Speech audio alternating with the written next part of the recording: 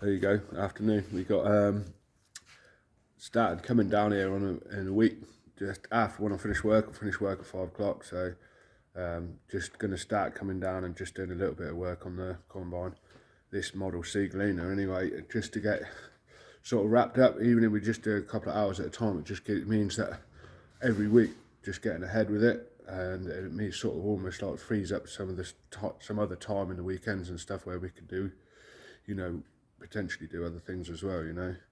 It just means, like I say, we're making use of the time. I mean, it's like I say, it's dark now, it's dark outside, but there's lights in here, so we just go and just do what we can, and it's sort of like, it just helps us when it comes to the summer, you know. We can, especially if, like, potentially thinking about doing some kind of, you know, probably potentially be a little working event this first time, you know. It's not going to be nothing major, but just to see whatever we do, just to test the waters to see how it works. You know, we're not going to go all out first time because, well, I don't think we will anyway. But yeah, so it just keeps us ahead. Got some chips. That was supposed to be a small portion, but I think it's quite big. But there you go, not complaining. I'll show you around the combine in a minute. Just basically the point of tonight really is just to sort of like identify everything that needs doing, and sort of figure out in my head where we can go, where we can potentially source. There's a couple of bits like a seal. There's like a grain seal, a couple of grain seals and stuff like that.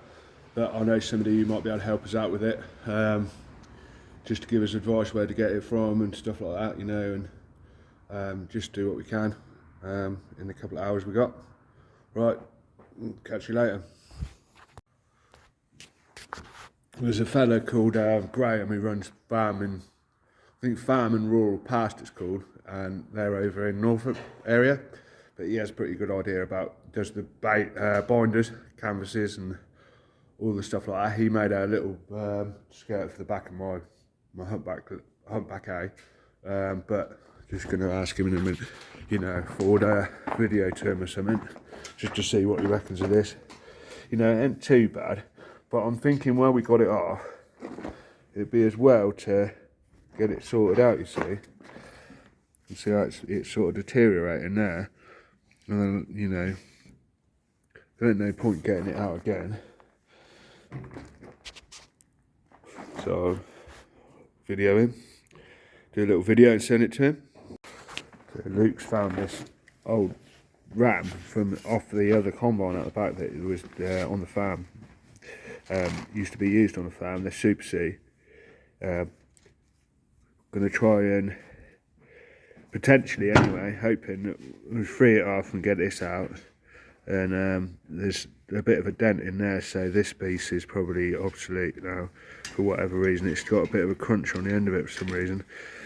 But the hoping this part of the shaft is good, so we can put that shaft out of that one into this body and get rid of this one with the like sort of decay on it. Got the ram off. Yeah, same style and everything. These ones you have to, well, from what I can see, I've done them like this before. You take this out, and there's like a snap ring, and you flick it over so it's out of the way, and then you can pull this tube out, this shaft out. That's the obviously cleaner seal, the wipe seal, and there'll be another one on the base of the ram, bottom, and obviously to stop the oil getting past it, means it can go up and down. Interestingly enough, on the Model A, I had the Model A ones rebuilt, and the actual sort of pressure seal was actually in a cap. You had an end cap that it actually screwed on. It's like a big nut that screwed on, and both the seals were in that. And the ram shaft just sat in the end bit, and sort of, it didn't touch the sides of the casing. It just sort of like sat inside, but the pressure still pushed it out. But thinking about it now, this is the better design because it's held at both ends. So you've got obviously the wiper seal here holding it, and the like sleeve here, and then the opposite end of this shaft here, there is like force holding it as well. Whereas you can imagine that other shaft is sort of pivoting on these two seals here on that end cap. So it's all like dependent on this end cap holding it. So that, you know, you know, they still work, but they're just not as good a design. So hopefully we should be all up to. So obviously we're going to make one decent out of the two, and just get hopefully these seals should be fairly easy to obtain. If not, I do know a company that makes them. There's a company in Loughborough that will make them if we need to. Might well be one around here that will do it as well. So yeah, it's all sat on that one ram, on that ram stop. I'm going to also just to mention, the fellow we bought this off knows where he knew where the company was that built these transmissions. So we're just going to try and find out what the company was called and everything. I mean, there's a label on it, but it'd just be nice to know more information, you know, because one day all this information is going to be lost, and so it'd be good to sort of like keep that going, you know. So if anything happens, you know these transmissions probably went in something else. Those rams and all kinds of stuff on here probably went in other stuff, you see. So it's just, you know, if we can keep the information sort of alive. You can see, like, pretty good combine this, you know. Out of all the 3 gleaners I've got working, this one actually has done less work, even though it's bigger combine. You can see the internal working parts. It's not done as much, nowhere near as much. So yeah, even though the paintwork isn't beautiful as such, but you know, I think it might sat outside for a while, but the working part is pretty good.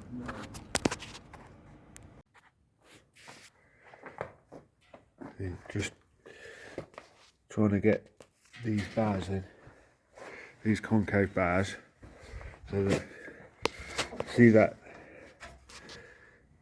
ridge there.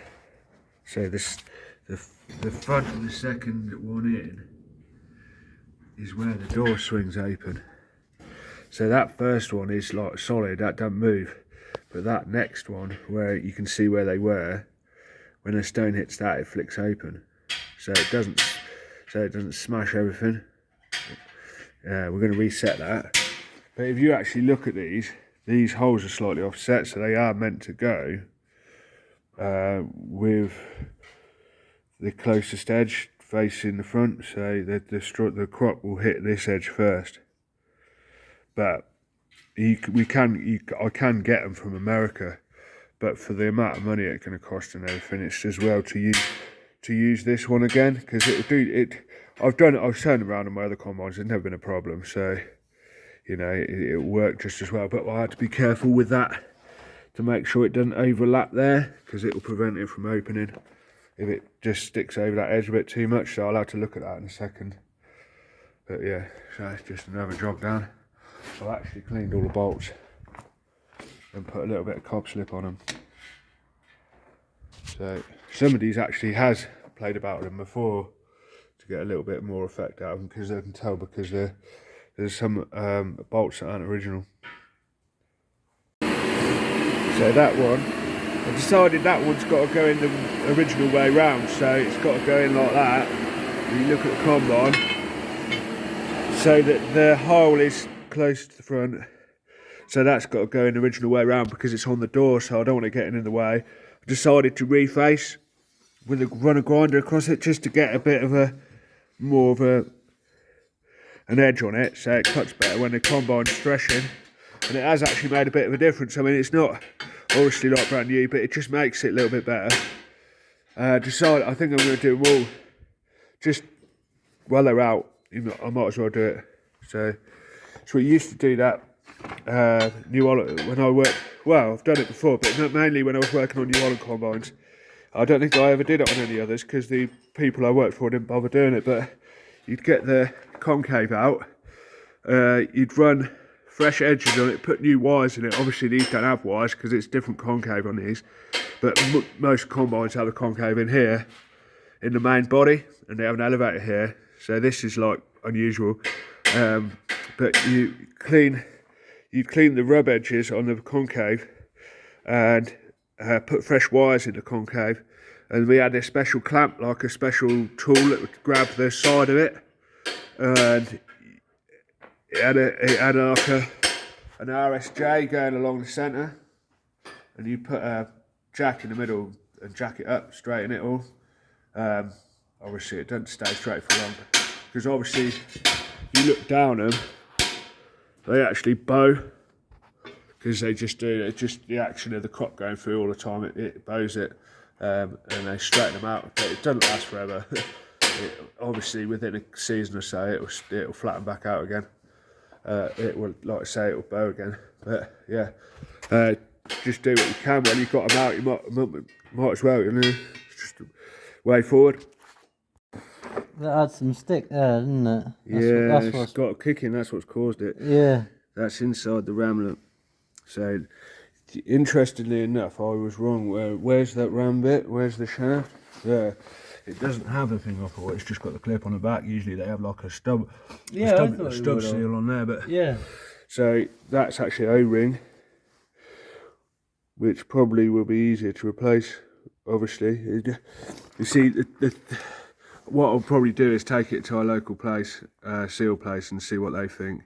If we can get one to fit in a proper seal rather than an O-ring. Oh, right, okay. Yeah, that'd probably be the best thing. If we can, obviously they'll know what the best option will be. Yeah. But obviously, if we can just get, if an O-ring do it, obviously there's that backup seal as well there. Do you know which side that backup seal come from? Was it the front side? Yeah, it was. Yeah. So there you go. We'll strip the other one down as well. Show you this. I don't know where it's gone. Just been changing a couple of other bearings as well. But yeah, coming on all right. We've only been here just a couple of hours, and we managed to get a fair bit done. So yeah, looking good. Got a bit of good news with this. That's the one off the combine. Can't really see very well, but see how it's all like corroded? This one is a tiny bit, but it's a lot better. So we're in good stead to have a decent ram out of the two. That decent shell off the combine, like decent barrel, and decent shaft off the spare. So yeah, all good. See you in a bit. So, I'm going to wrap it up for filming it just now. This will be the last section because I'm running out of battery. But so I'll leave that on. Here's another job. Check these. So you take them off, these blocks, and make little shims that you can fit in. You fit the shims in between the two bits of wood. You see, they go in sections. They've got two halves, and they're bolted together. And you want it so that what happens with these shafts is they go like egg shaped where they wear, and you know you can get them flattened out and that and like straightened out. But for what it's worth, it's, you know, there's not that much advantage for it, obviously, in this kind of thing. But you want as little free play as you can, and what you do is you do these, take all the shims out, take the blocks off, clean them out, clean all the dirt out of them, clean the shaft and everything, clean out the grease ways so you can get grease in them, and then you make little shims to fit in, and then one by one you have them all loose so that they free run, and then one at a time you do them up so they're tight until eventually you've got enough shims in. So one shim at a time, you make them out of like cornflake packets or something like that, something not, but relatively as thin as possible, but not paper thin, like a bit thicker. And then you go up until eventually it frees it off. And when it's free running, you leave it, you go on to the next one and do the next one. And that way, they're all free, but as tight as possible. Without gripping, you don't want them gripping the shaft because, you know, obviously it's taking up horsepower, damaging belts and all sorts of stuff, causing heat. Thing is with these bits of wood, because they're that old now, they will have expanded as much as possible. But you tend to find if I put new blocks on there, you need age cool. You see how it actually, you can see it. See how that's bent there? You can just see how it's bent. Because what happens is, as it cures, it sort of expands. And if you put fresh wood on there, other than fresh made out of fresh wood, you'd have to shim it up every year for a few years, because it gradually it would grab the shaft as the wood cures. So yeah, obviously get all that dirt. The opportunity to get all this dirt out of here. Look, at some point. That would be one of the jobs to do. Hoover all that, get an airline in there, get all that out, and give it a good oiling. Get the oil in all these crevices where you can't normally get. But there you go. See you again at the weekend or next Thursday probably. Right, see you later.